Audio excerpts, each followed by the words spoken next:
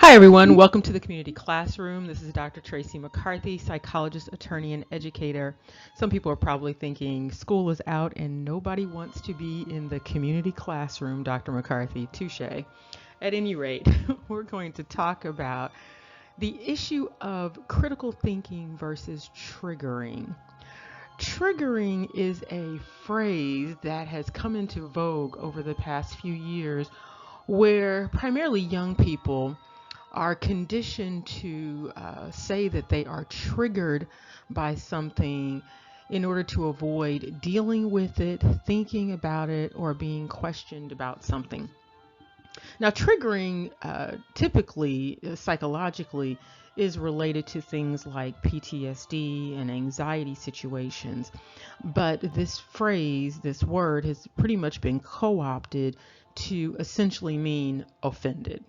Okay, so we're going to talk about, the relationship between critical thinking and triggering and how to increase critical thinking for young people in particular. So I have a question for you. And the first question is, are you a critical thinker or a lazy one? Are you controlled by your emotions that are causing you to subjugate critical thought to irrationality, fallacy, and mental and behavioral stagnation? And see, a growing problem in education right now is in daily societal functioning is that people envision themselves as more tech savvy and smarter than they used to be in times past. And what's happening is that people are giving up the process of critical thinking in favor of being manipulated by limited and fallacious evidence, skewed evidence, false evidence, and in many instances, basically no actual evidence of anything of relevance at all. Right now, phones, cars, computers, cash registers, and even children's toys are being promoted as, being as smart as people are, even smarter. And people are starting to believe that this is all of the smartness, if you will, that they need to live and actually thrive. And with objects, things actually increasingly doing the thinking for people, people from the cradle to the grave are becoming lazier and lazier in both thinking and behavior. This lazy thinking was seen most recently among a lot of young people and many older people in relation to the comments by the musical artist Kanye West and another musical artist, Childish Gambino, aka Donald Glover. And so this lazy thinking that people are engaging in and engaged in relation to the things that those individuals were presenting in relation to Kanye West's comments on TMZ and then Childish Gambino's video slash song, This is America. Some things came out that suggested that people were having a really difficult time thinking critically about what was going on in both of those situations. And particularly young people were having a very difficult time, and rightly so. But what happens is that people have been conditioned to think in a lazy manner, and this lazy thinker leads to being emotionally triggered or offended by every single wind that blows, every comment, every distracting delusion, illusion, allusion that crosses their cognitive path. And when people are emotionally triggered and they are emotionally triggered thinkers, they will react to just about everything in life based upon emotion, and they will abandon all logic, rationality, and reason. Now, quite frankly, educators, our job is supposed to help people to deliver themselves from limited developmental processes related to emotion focused thinking and actions. And so by the time somebody reaches adulthood, 18, 19, 20 years old, the ability to think hypothetically, deductively, and inductively should be honed. That, however, is increasingly not the case. Instead, what I'm seeing is that students of life are being led to abandon intellectual development in favor of jumping to conclusions, as well as jumping on any bandwagon they've been trained to believe they need to ride. And, if this is not the case, then, if students have not developed the ability to intellectually think hypothetically, deductively, inductively, then education has basically failed them. We have failed them. Critical thinking is the antithesis of bandwagon thinking. Critical thinking involves not only collecting information, and see, some people believe that collecting information is all they need to do to be a critical thinker. But critical thinking involves not only collecting information, but knowing what to do with that information in order to come to some conclusions that actually make sense in life.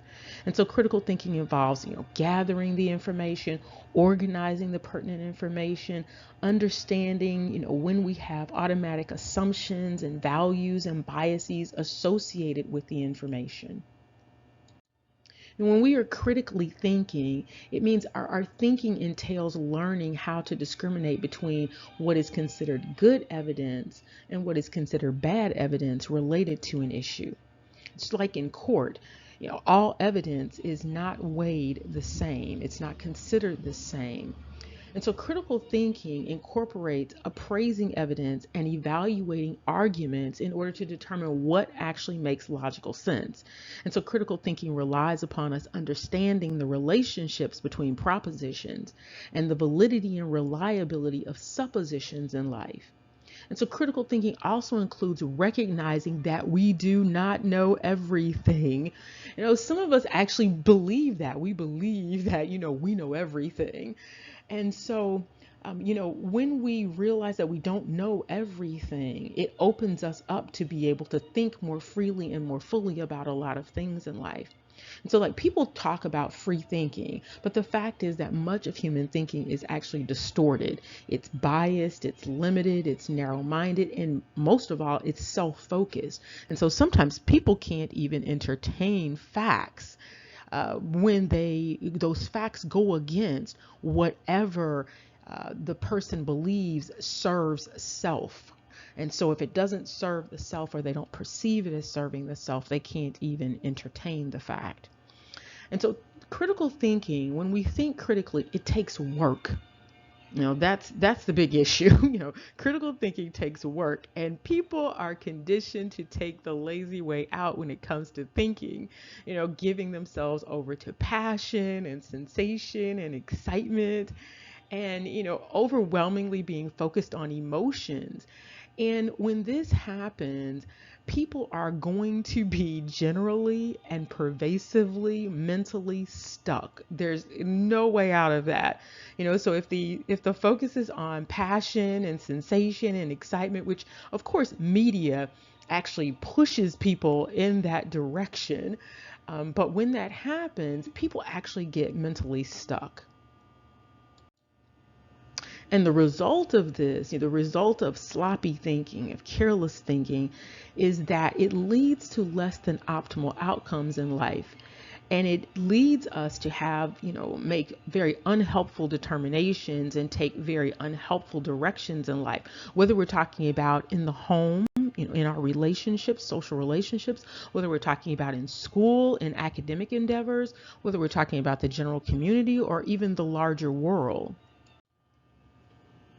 People often want to get into arguments with other people when they haven't even taken the time to fully think about what is really going on. And so effective critical thinking means that we actually recognize the need to listen to the opinions and perspectives of others that might vary from our own perspectives and opinions. You can never win any so-called argument or debate if you are not remotely willing to seriously entertain a vantage point that varies from your own or that even directly contradicts it. Some people insist on being a fantasized version of right over being rational and reflecting. Now, here's the deal. Critical thinking is not pretty, and it usually involves uncovering some undesirable mental blind spots that we have. And it involves questioning what we've assumed about facts, facts or reality or what we think might be the truth. As human beings, we often get trapped in ways of thinking that lead to more and more and more self-delusion. We can get caught up in a dependency on falsity. And this actually leads to lowered insight about ourselves, personally about ourselves, and about the world in which we co-create. It's not enough to simply take in information. And I know a lot of people believe that. And the way that the education system is set up, it sets people up in many ways to think that just gathering information is all it takes to think critically. And so when someone, takes a multiple choice test or something that's just about memorization of facts and they get all A's, then they tend to overestimate the extent to which they are actually able to critically think. And so it becomes sort of a state of cognitive delusion that a lot of people are laboring under, and the school systems actually sort of contribute to this, in fact. And so it's not enough to simply take in information and regurgitate thoughts that are not even of a person's own creation. Critical thinking really means free thinking, really. And so if you are really seeking to be a free thinking individual, you have to endeavor to be a critical thinker first and foremost. And this is done by consciously and proficiently gathering information, analyzing information, synthesizing information, and evaluating information that is taken in through the senses. And so free thinking is also accomplished by reflecting and reasoning about that reflection. I heard Kanye West talk about this free thinking. And if we're going to look at what free thinking is really about and critical thinking, what it's really about, it basically involves thinking broadly and deeply to determine causal connections, correlations, and also being able to distinguish between causal connections and correlations, before settling on intermediate conclusions about the world and about ourselves. And so if you cannot entertain alternative viewpoints or viewpoints that you find offensive or what people are now calling triggering, if you cannot do that, or you can't be bothered with thinking about your own thinking and assumptions about the complexities of life, you're going to do yourself and those subjected to you a disservice in life. And so next time you hear about a new convenience, a disturbing fact, an emotionally triggering media soundbite, or you are simply challenged about your own thinking and assumptions, consider thinking about it more deeply and fully before responding. There's a reason why Socrates suggested that a life worth living is an examined one. Knowledge is power. Take care. See you soon.